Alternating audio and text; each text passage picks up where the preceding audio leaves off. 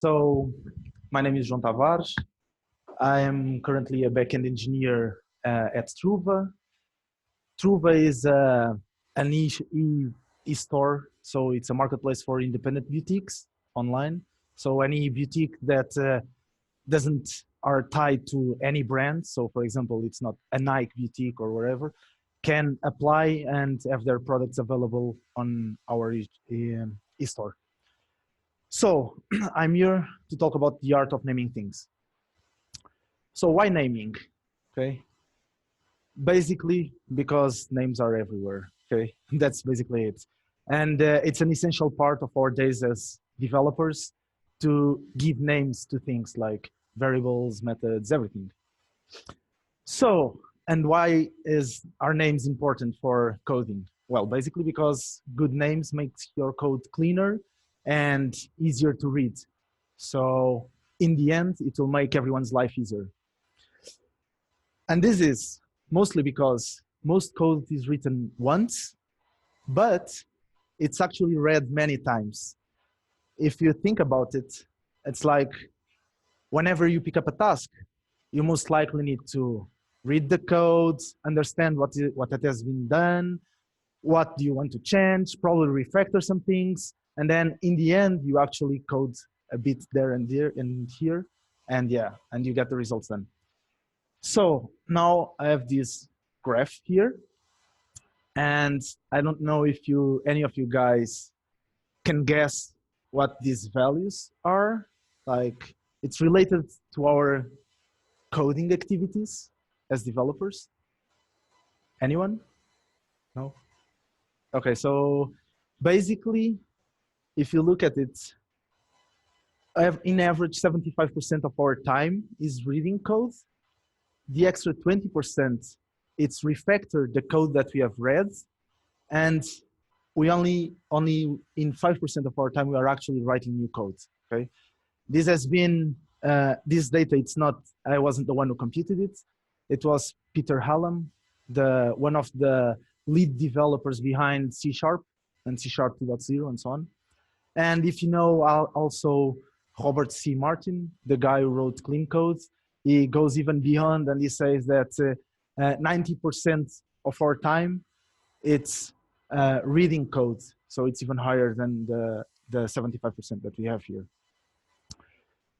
So right now we know that choosing the correct names will make our lives easier because probably you'll end up reading code that you or anyone else has written, and you will read a lot of code. So if you have good names, it's going to be kind of easier for you to understand what things mean, right? But choosing names is not that easy, right? So this guy, probably you know this quote said by Martin Fowler, but the actual guy behind this code was Phil Carlton. He was an engineer at Netscape, and he stated that there are only two hard things in computer science: caching validation and naming things. So if he says that, so I think that we can all agree that it's hard. So now I will propose to you kind of a challenge, not a challenge, but a joint activity to go through. So do you know who this guy is? George Orwell. Yeah. So he's the guy that has written 1984, Animal Farm, the guy behind the neologism Big Brother. Yeah. So what can we learn from George? So while he was doing that, he also wrote an essay on politics and the English language, where he stated 6 rules for naming. And this was to write, you intended these 6 rules to be applied when writing a novel, an essay, anything. So first one, never use a metaphor or a simile or other figure of speech which you are used to seeing in print. Then never use the passive where you can use the active. Never use a foreign phrase, a scientific word, or a jargon word if you can think of an everyday English equivalent. Never use a long word where a short one will do. If it is possible to cut a word out, always cut it out. And break any of these rules sooner than say anything barbarous, right? So let's try to apply George's rules to actual code. So we have this kind of hard to read piece of code. I've just applied all the rules in verse. So what is said that we shouldn't do, I just did. And then I want you guys to go with me through the phase of applying one rule step by step, and then we'll see the result. So here we have a non-concrete polynomial to be computed factory, right? Not the easiest name, obviously, which gets a polynomial to be computed factory and adds a log method to it, so that in the end we get or set a result by getting that factory function, and we want it to log quadratic, sending it the coefficients, a quadratic function. So first rule, never use a metaphor, simile, or other figure of speech which you are used to seeing in print. What does this mean? Okay, so this is actually the only rule that is not bound to naming, and it's more to design patterns, right? So what does it mean is, don't go just applying design patterns just because you are used to see them everywhere, right? Think about it first. So in this case, yeah, this is totally wrong. We shouldn't be using the factory pattern just because we are used to it. So in a much simpler way, we just have a non-concrete polynomial to be computed, which returns the result for any of the equations that we want to resolve. And then we just do a console log about it, right? So the second one, never use the passive where you can use the active. This actually means that we should have meaning, right? Not just state things in the passive voice where things can be done, but what it is actually going to do, right? So in this case, to be computed, it obviously can be replaced by computation, right? Because it actually is going to do a computation. Second one, never use a foreign phrase or a scientific word or a jargon word if you can think of an everyday English equivalent, right? So polynomial can easily be replaced by equation, right? It's simpler to everyone. It doesn't have the same cognitive stress that polynomial has. Then never use a long word where a short one will do.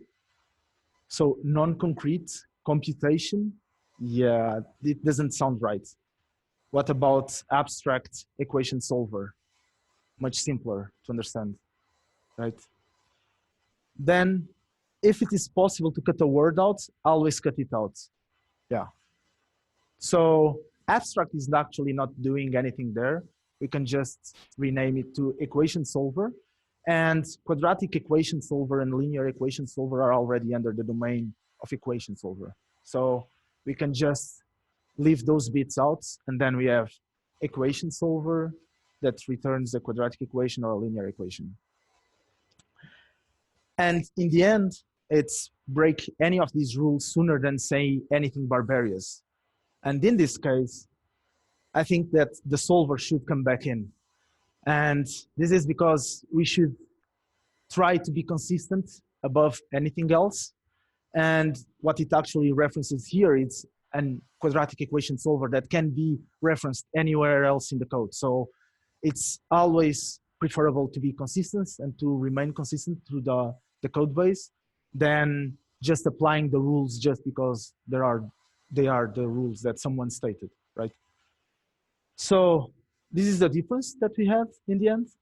I think that we can all agree that it's a big difference, right?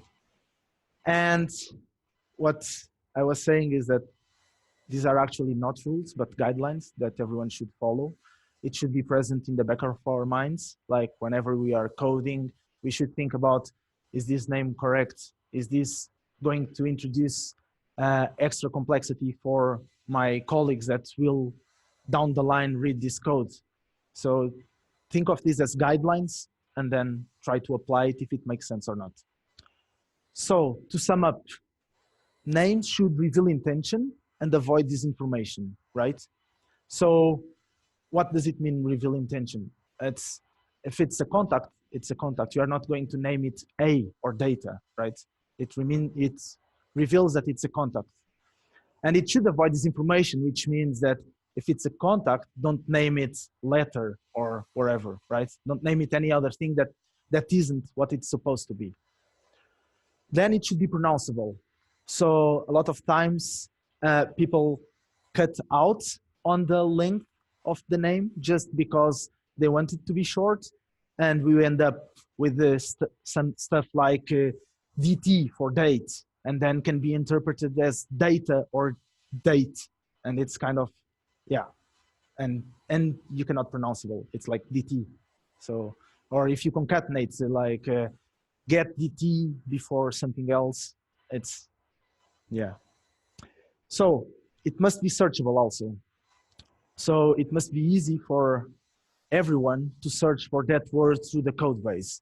And this means that it basically means that, as before, it should reveal intention and be pronounceable. Because if you have something that you name it data or aux or wherever, when you are going to search it to your code base, probably you'll get a lot of hits if you are following this pattern. So it's really bad to search for something that you want to find, and then you only find like 200 results and you don't know which place to go, right? And in the end, yeah, try to not be too long. And this actually means is if there's a smaller way to name it that reveals the same intention, then just do it. For example, if you have like a contact list without filters, it actually can mean just all contacts. You don't need to name it contact list without filters, right? So this is what it means to not be too long. And yeah, always try to use as much natural language as possible, okay? Like we are going to read codes, we speak, we write, we read, that's natural language is what we do. So, I mean, why not use it? It's just there for us to use. Thank you guys for coming. Hope you've enjoyed it. Thanks.